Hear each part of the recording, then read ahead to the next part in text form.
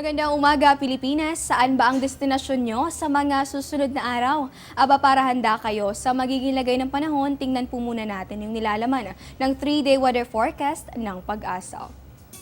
Kung kayo po ay dadalo sa couples retreat na gaganapin sa Manor Hotel dito yan sa may Baguio City, inaasahan naman nating makikiayon sa inyo itong panahon.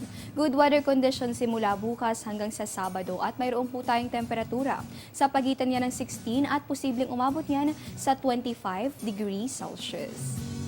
Dito naman sa atin sa Metro Manila, kung nais nyo magpunta sa mga mid-year sale, yan po ay sa mga mall, inaasahan naman nating hindi kayo bibiguin nitong good weather conditions. Sa inyong paglabas ng inyong mga tahanan, huwag lamang kalilimutan magdala ng payong dahil mataas po yung mga temperaturang inaasahan natin. Posible po yan sa 34 degrees Celsius hanggang sa araw ng Sabado.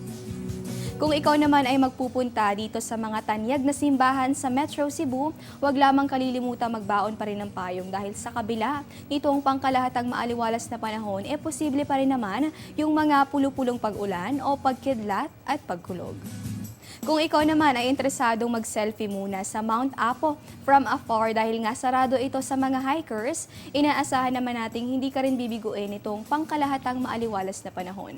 Mayroon po tayong temperatura na nasa pagitan ng 25 at posible po yung umabot sa 34 degrees Celsius. Kung plano mo namang mamili ng pasalubong, dito yan sa Paseo del Mar na matatagpuan sa Zamboanga City, good weather condition din itong inaasahan natin sa mga susunod na araw. Mayroon po tayong temperatura between 24 hanggang sa 33 degrees Celsius. Diyan lamang po kayo, magbabalik pa kami matapos ang isang paalala. Tatanungin ko ang lahat ng nararapat itanong.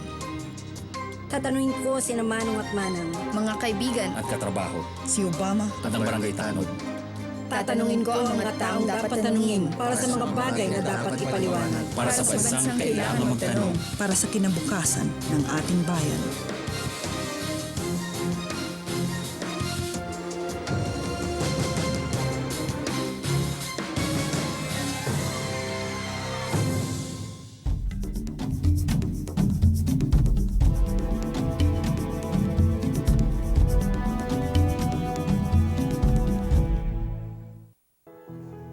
Sa ibang balita naman tayo, bukod sa pagiging sentro ng solar system, ang araw ay napakahalaga dahil imposible nga ang buhay dito sa mundo kung wala ito.